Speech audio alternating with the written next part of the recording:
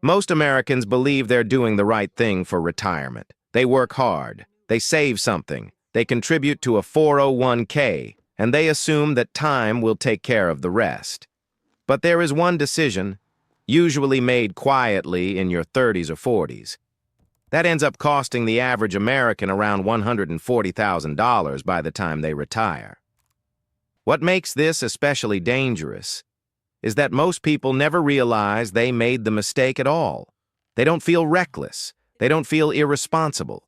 They feel normal. Today, I want to walk you through what that mistake is, why it's so common, and how to fix it, even if you already feel behind. Because this is not about working harder. It's about avoiding a silent error that compounds against you for decades. Let me ask you something. If you ask 10 Americans whether they are saving for retirement, most of them would say yes. But if you ask those same people whether they understand why they're saving the way they are, or whether their plan still makes sense today, most wouldn't be sure. And that uncertainty is where the problem begins. Retirement failure doesn't usually come from laziness. It doesn't come from bad intentions. It comes from small decisions, made once, and then never questioned again. The mistake looks responsible on the surface. It sounds like this. I'm contributing to my retirement, so I must be fine. That mindset feels safe. It feels mature. But over time, it becomes incredibly expensive. The mistake is treating retirement savings like a checkbox, instead of a strategy. Once the box is checked, most people mentally move on. They stop paying attention. They stop adjusting. They stop asking whether the decision they made years ago still fits the life they're living now. Let me show you how this plays out in real life. Imagine two people, same age, same income, same employer, same retirement plan. They even start at the same time.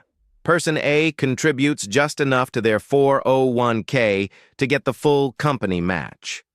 They feel good about it, and they never touch it again. Person B starts the same way, but over time, they make small adjustments. When their income goes up, their contribution goes up a little too. When their life changes, they check whether their strategy still makes sense. Neither person feels wrong in the moment.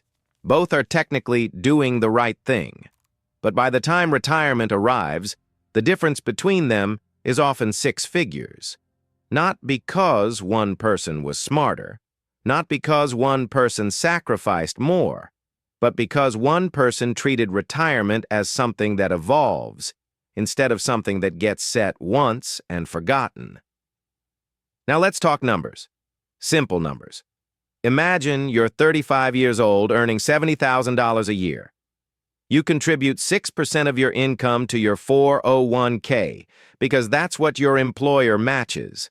That works out to about $4,200 per year. On paper, this looks responsible. And for many people, it's where the story ends. The problem is, what happens next? Most people never increase that percentage. Not when they get raises. Not when their expenses stabilize. Not when their lifestyle improves. They continue contributing 6% year after year, sometimes for decades. Over 30 years, that single decision can cost you over $140,000 assuming average market returns. Not because 6% is bad, but because time magnifies small, uncorrected mistakes. This doesn't happen because people don't care. It happens because retirement feels far away. It happens because paychecks always feel spoken for. And it happens because the system itself encourages minimum effort.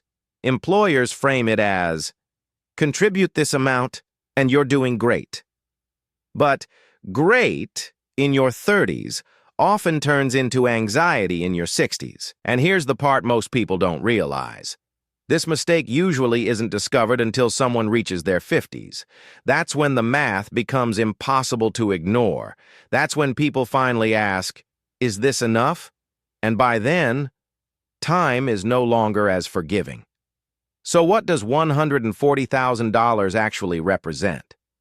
It's not just a number on a spreadsheet. It's 7 to 10 extra years of work. It's thousands less per year you can safely spend in retirement. It's the constant background fear of outliving your savings. This is why so many retirees say, "I thought I was doing everything right." They weren't careless. They weren't irresponsible. They just followed a system that never encouraged them to think strategically.